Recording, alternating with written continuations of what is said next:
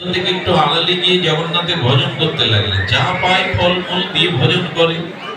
হঠাৎ অতি রক্তসার দেখা দিল। অতি রক্তসার মানে রক্ত আমাশা। এই অতি রক্তসারে বারবার যখন তাকে শৌচক্রিয়া করতে হচ্ছে, শৌচের জলটা তুলতে গিয়েই ওখানে বালুর উপরে পড়ে গেল, গায়ে মলমূত্র মাখা।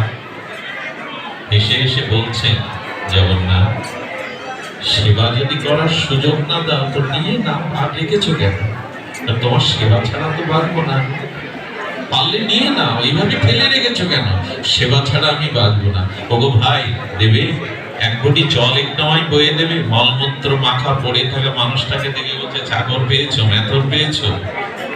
পরেক্ষণে একটা কণ্ঠ বেশি এলো।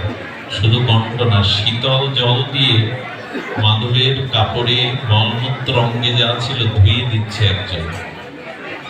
অযাচিত ভাবে এইভাবে পরিষ্কার করাতে মাধব একটু পেছন ফিরে কি তাকিয়ে দেখলো জানেন? পৃথিবীর কোনো ইতিহাসে, কোনো গ্রন্থে, কোনো শাস্ত্রে এরকম পাওয়া যায়নি।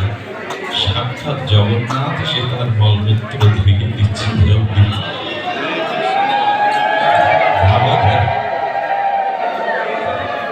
ভাবা যায় কোন শাস্ত্রে এইভাবে লিখিত হয়নি।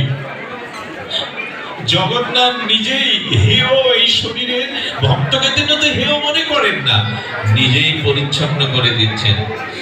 মাধব বলছে, আর কত কলঙ্ক দেবে আমার, আর কত যন্ত্রণা দেবে আমায়? এ কাজ তোমার না জগন্নাথ, আমাকে আর কত তুমি যন্ত্রণা দেবে, কষ্ট দেবে? সরে দাঁড়াও, এ কাজ তোমার নয়। কি বললো জানেন জগন্নাথ? তুমি যেমন সারা জীবন আমাকে সেবা করেছো, আমারও তো স্বাদ হয় ভক্তকে সেবা করতে, আমারও স্বাদ হয় ভক্তকে সেবা করতে।